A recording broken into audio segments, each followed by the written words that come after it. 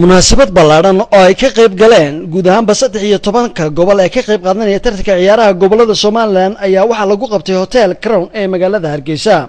munaasabadan oo ciyaartooyda ay kala qayb qaadanayeen xubno ka tirsan golaha wasiirada Soomaaliland, golayaasha deegaanka, wakiilada iyo sidoo kale guurtida iyo xubno ka tirsan barasaabada gobolada oo horkacaya ciyaartooydooda ayaa waxa hadallo kooban ka jeediyay xubno ka tirsan golaha wasiirada Soomaaliland kuwaas oo kula dardaarmay ciyaartooyda ka qayb qaadanaya tartanka ciyaaraha gobolada Soomaaliland in ay uga qayb qaataan si ay ku dheehan tahay akhlaaq isla markaasina ay muujiyaan inta tartankaasi socdo dulqaad dheeraad ah iyo ciyaar wanaag. xubnaha golaha wasiiradu waxa kale oo guud ahaan ay u soo jeediyeen shacabka ku dhaqan caasimadda Hargeysa in si diiran ay u soo dhaweeyaan xubnaha martida u ah ee ka socda gobolada kala duwan ee dalka hadday noqoto taageerayaal iyo ciyaartooy.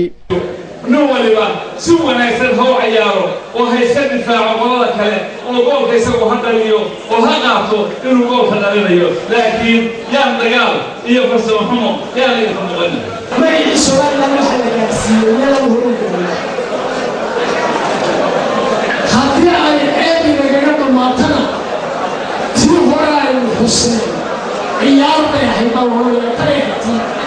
ku hadlayay afka golayaasha deegaanka ayaa iyana dardaarankaasi la mid u jeediyay ciyaartooyda ka kala socda 13 gobol ee sanadkan ciyaaraha ka qayb galaya. sidoo kale barasaabada gobolada iyo hogaanka ciyaaraha kala duwan ee bahda ciyaaraha ka qayb qaadanaya tartankan ayaa iyana uga mahadnaqay shacabka ku dhaqan caasimadda Hargeysa sidii daranada u soo dhaweeyeen. sidoo kale waxa ay uga mahadnaqeen wasiirka wasaaradda dhalinyarada iyo ciyaaraha qabanqaabada sanadkan ee tartanka ciyaaraha gobolada